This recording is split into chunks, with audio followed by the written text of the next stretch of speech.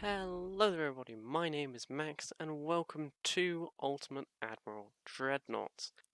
With that, it's time to start something new. So Ultimate Admiral Dreadnaughts is a boat builder game, sort of like From the Depths, which is why I thought I'd try it out.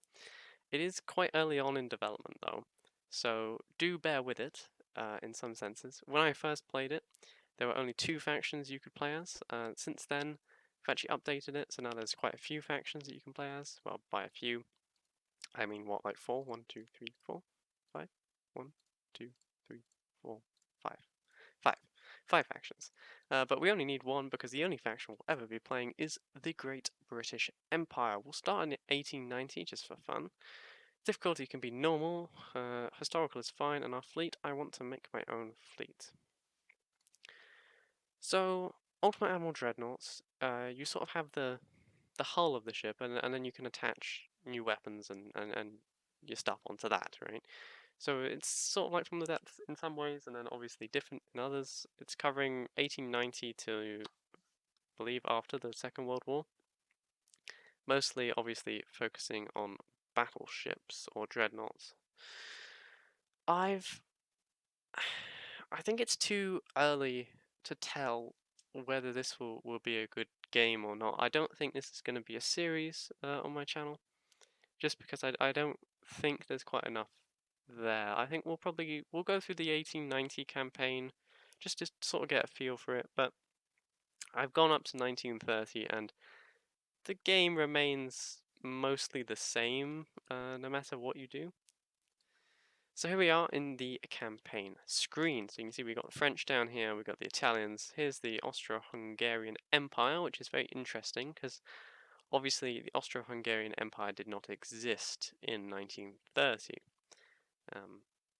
So I will be interested to know what they're going to do with this.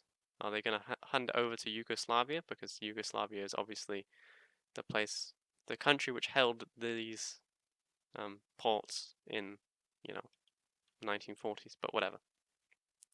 Then we've got Germany up here, France down here, and Spain obviously is neutral. We've got Gibraltar and Malta, which we need to hold on to. We've got little politics screens. We can see who likes us and who hates us. At the moment, the French and Italians like us, and the Germans and Austro-Hungarians hate us. That's fine. We've got a little finance screen. As the British Empire, we could just sort of... There you go. We're still making 27,000 at the moment. And we got this research screen. So there's some stuff which doesn't work in here. So anything which says work in progress is not implemented. You can't have submarines, for example, which is a shame. I'm very excited for submarines. But you can choose to prioritize some researching. So I'm going to do hull strengthening because this is going to give us new hulls like battleships and armor cruisers. I'm going to do armor forging, and then I'm probably going to grab the big guns because it's going to give us Mark II 9-inch guns, which I will want to use for my heavy cruiser. With that, let's jump in. So as you can see, these are our different choices for hulls at the moment. We're kind of limited. And then we've got a maximum displacement for our battleships, which is limited by how big our shipyards are, which we can upgrade and obviously increase as time goes on. We've got bulkheads, we've got range, and we've got speed.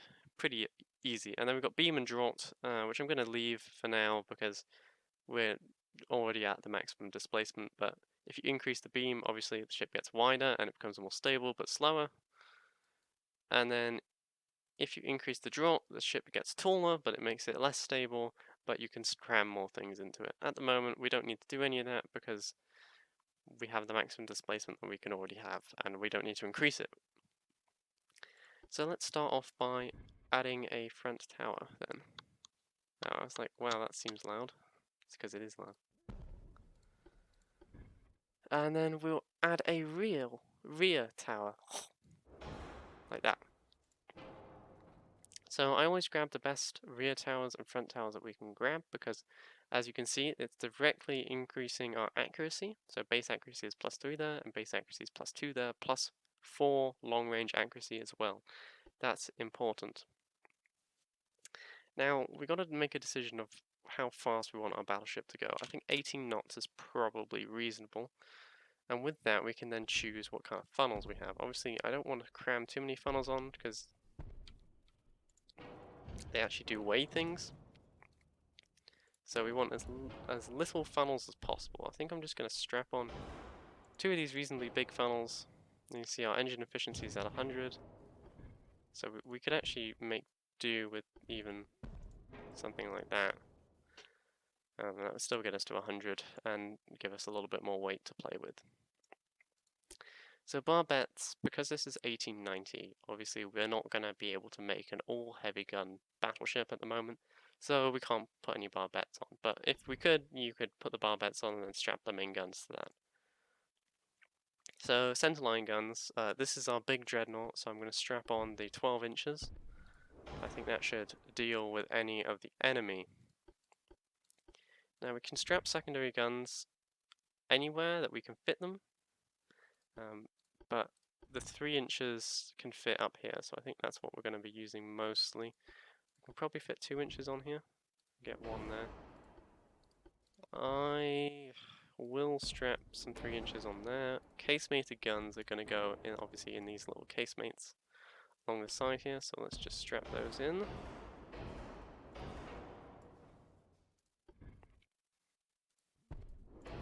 I'm going to go with 6 inches because they're reasonably accurate at many ranges, whilst the 2 inches can't even fire at 5,000 meters.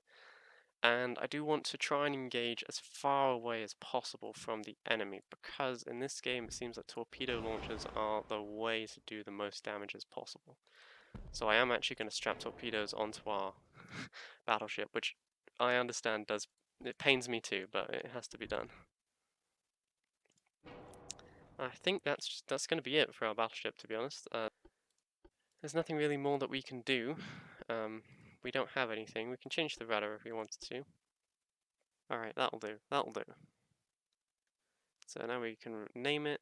Resolution is honestly probably fine. And this is how it's going to be for all the other ships, and I don't think you need to see that. So I'll bring you back once I've actually made them. Alright, so I finished building the rest of our ships. So we got our heavy cruiser, which is using 9-inch guns and 4-inch casemates. We got our light cruiser, which has got 7-inch guns, 2 5-inch guns, and then some underwater torpedo launchers. And then we've got this torpedo boat, which to be honest is kind of crap, but it's got 3 2-inch guns and then 4 torpedo launchers. And then that should be good for everything that we need. So we're going to have a look, because we're going to really be fighting the Germans, and they've got 11 battleships, 19 heavy cruisers, 37 light cruisers, and 17 torpedo boats.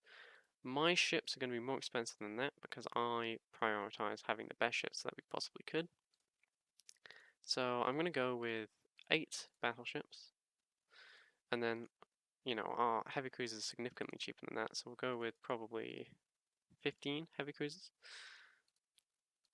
And then our light cruisers are kind of almost the same price as our heavy cruisers, so we'll just go with 11 of those, and then we'll use the rest of our money to not build 17 torpedo boats. Maybe we build 2 more battleships, and then we use the rest on torpedo boats. How many can we get? 29? That will do.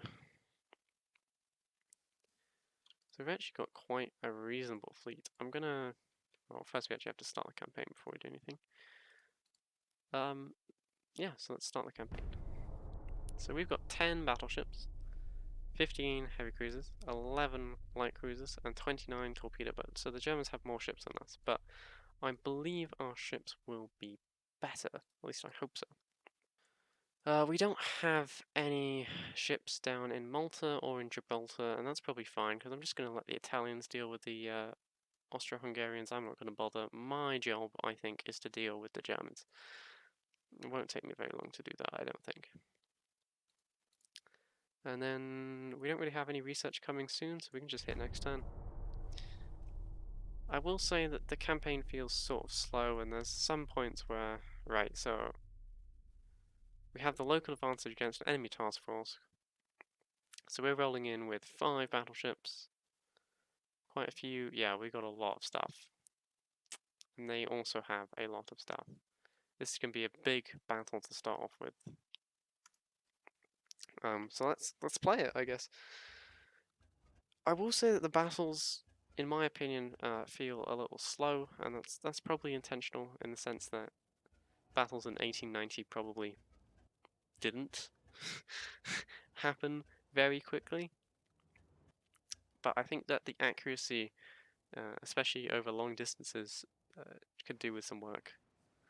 So we're rolling with 5 battleships, 6 heavy cruisers, 6 light cruisers, and 19 torpedo boats. They've got 10 heavy cruisers, 9 light cruisers, and 8 torpedo boats. Indeed, we outnumber them significantly. However, let's just pause this for a second. However, I'm not an expert at commanding at the moment. So, yeah, that could be an issue. So, I'm not sure why Jupiter would be just following this. I might as well attach the Jupiter to the main battle line. What else do we have? So we've got a heavy cruiser battle line here. That's fine, because that's the same speed as that. Light cruisers are screening. You're scouting, I actually want you to screen. You're following, I want you to screen. Got a battle line of torpedo boats, that's probably fine. Got a battle line of torpedo boats over here, that's probably fine. And we've got them. What are you? You're a battle line, you're fine. I would like to just have one battle line of heavy cruisers, so I don't need to, like, worry. And I think that's what we're going to do. We're going to attach these all to the heavy cruiser division. So now we only have one battle line of heavy cruisers, and we'll pull these over, pull the battleships over. This could end up being a disaster rather quickly, because I've got everyone trying to screen and move and follow and that sort of thing. Yeah, actually, I don't want you to follow. I just want you to screen. So we've got 2 battle lines, and they are battle lines of... Okay, we've met the enemy warships. Looks like one of them is crippled already. I don't know if that was a shot from us or what, but we definitely haven't launched any torpedoes from our torpedo boats yet. Gonna probably try and cross the T here, go in with our torpedo boats. Do we have another torpedo boat screen over here? We do, but you're not useful to me. Got some torpedo boats over here, we'll bring you in. You guys are turning as it is. This battle line is trying to turn. Bring the battleships in. Alright, let's see how this goes. It's very interesting to me that that is almost already destroyed. I mean, in fact, we might as well just... it is actually only a... In fact, most of these ships are already crippled. I might actually try and pull out my torpedo boats, because I don't think they're going to be able to do anything. Hello everyone, I'm speaking to you now from the future, because I decided I was going to skip through this bit.